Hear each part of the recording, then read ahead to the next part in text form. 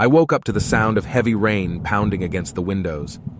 The storm had been raging all night, and the farmhouse seemed to creak and groan under its relentless assault. As I lay in bed, an unsettling feeling washed over me, as if something sinister lurked just beyond the safety of my room.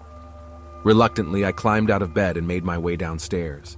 The old wooden floors creaked beneath my feet, adding an eerie soundtrack to the storm outside. As I reached the ground floor, a flickering light caught my attention.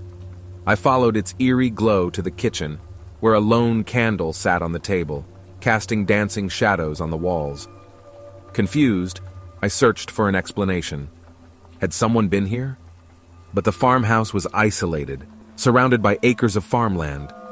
I shook off the unease and blew out the candle, dismissing it as a strange coincidence. Just as I was about to head back upstairs, a low, guttural growl echoed through the house.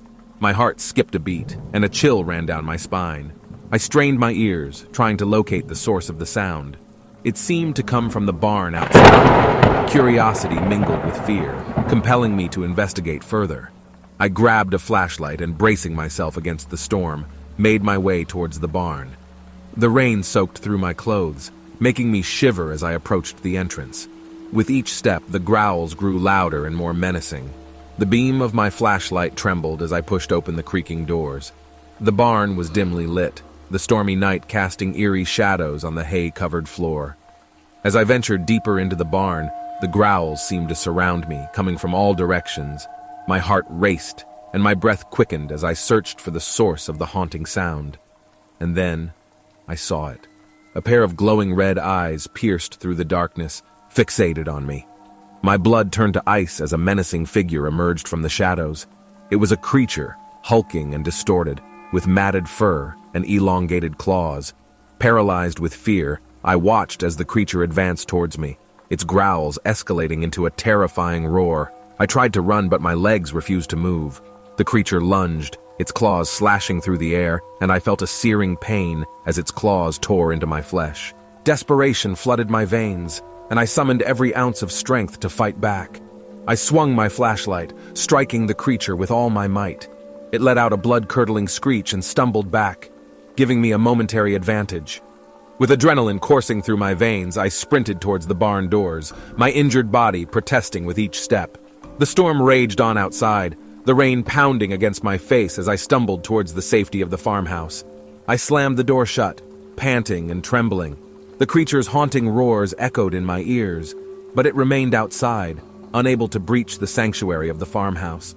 I collapsed onto the floor, my body battered and bruised, but grateful to be alive. As I lay there, I couldn't help but wonder what horrors lurked in the darkness of the farm, and whether that night's encounter was just the beginning of a nightmare that would haunt me for the rest of my days. In the following days, I couldn't shake the memories of that harrowing night. I began researching the history of the farmhouse, hoping to uncover some clue about the creature that had attacked me. The more I delved into the past, the more I realized the farm held a dark secret. It turned out that the land had once been home to a family who had mysteriously disappeared decades ago. Rumors of strange happenings and unexplained disappearances had plagued the area for years, but most dismissed them as mere folklore. As I dug deeper, I stumbled upon a local legend that spoke of a curse cast upon the land. According to the tale, a farmer who had fallen into darkness had summoned a demon to help him with his crops. But the demon turned on him, cursing the entire farm and its inhabitants. The legend warned that anyone who dared to disturb the farm's slumber would awaken the curse and face the wrath of the demon. I realized with a sinking feeling that I had unwittingly become the target of that curse.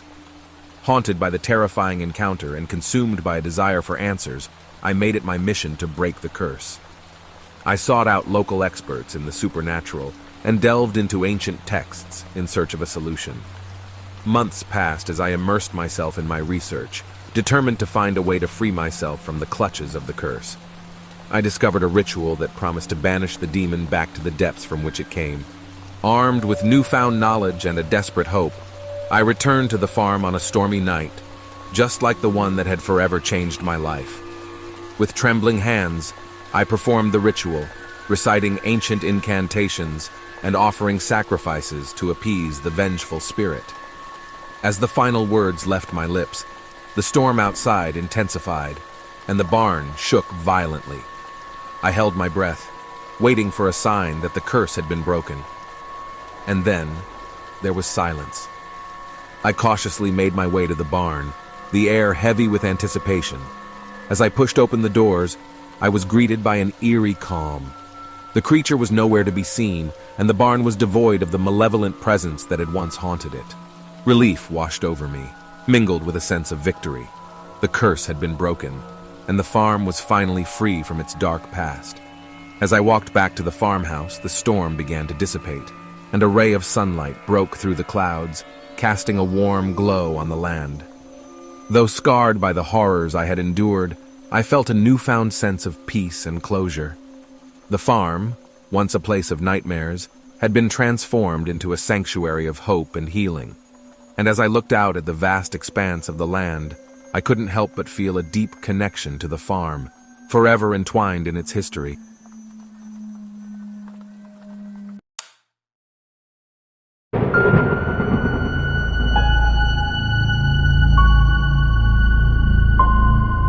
In the 16th and 17th centuries, there was a widespread belief in Europe that witches existed and practiced dark magic. This led to the infamous witch trials, where thousands of innocent people, mostly women, were accused, tortured, and executed for alleged witchcraft. The methods used to extract confessions included brutal torture, such as the dunking chair, where accused witches were submerged underwater repeatedly until they confessed or drowned. The fear and paranoia surrounding witches during this time period resulted in an unimaginable amount of suffering and loss of innocent lives. The dark history of witch trials serves as a haunting reminder of the dangers of mass hysteria and the consequences of unfounded beliefs.